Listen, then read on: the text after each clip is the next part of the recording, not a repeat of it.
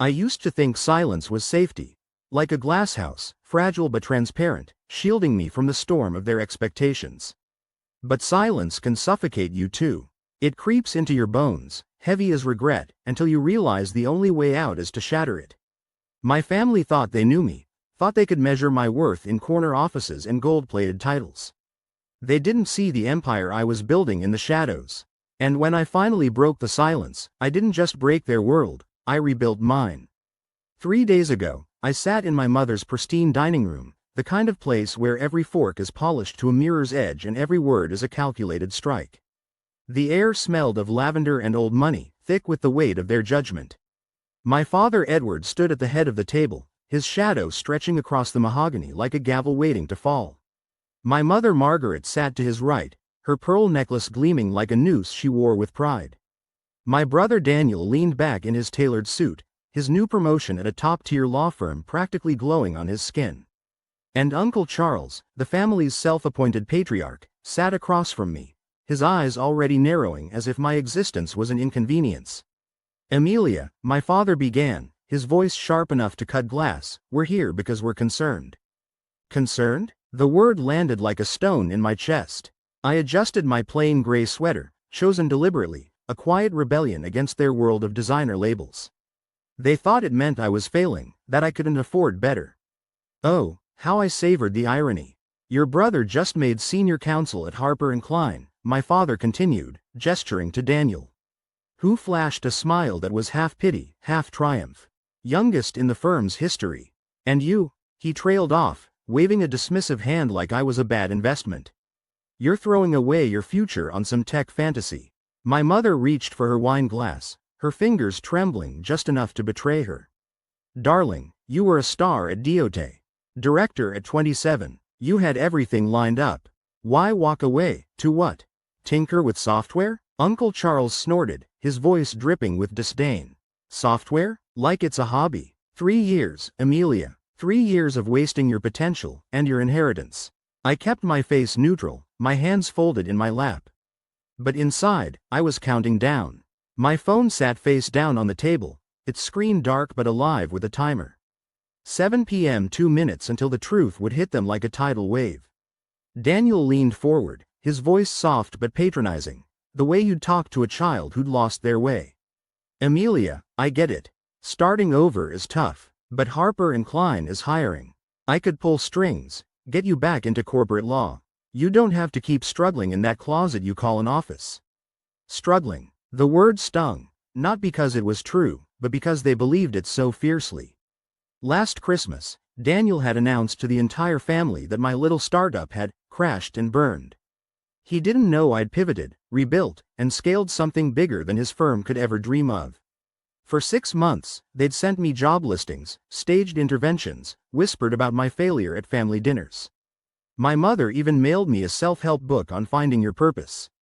I glanced at my phone. 7:03 p.m. 1 minute. My heart thrummed like a taut wire, but I kept my voice steady. "Would you like to know what I've been working on?" "Please," my mother said, her tone desperate, like she was begging for a lifeline. I smiled, small and sharp.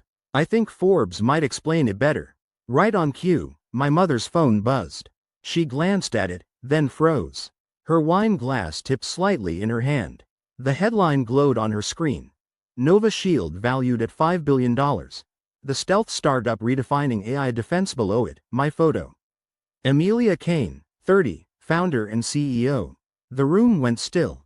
The kind of silence that feels like the world holding its breath. $5 billion? Daniel whispered, his perfect composure fracturing. Uncle Charles snatched the phone, his face twisting. "This is a mistake. It has to be." "No mistake," I said, my voice calm but laced with steel. "Though the valuation's a bit low. After this morning's deal, we're closer to $7 billion. My father sank into his chair, his face gray as ash. "But, you never said anything." I met his eyes, unflinching. "You never asked. You were too busy planning my rescue to notice I didn't need saving." I pulled out my tablet, swiping to a live feed of my company's headquarters, not the closet they imagined, but a sleek 40-story tower I'd quietly purchased last year.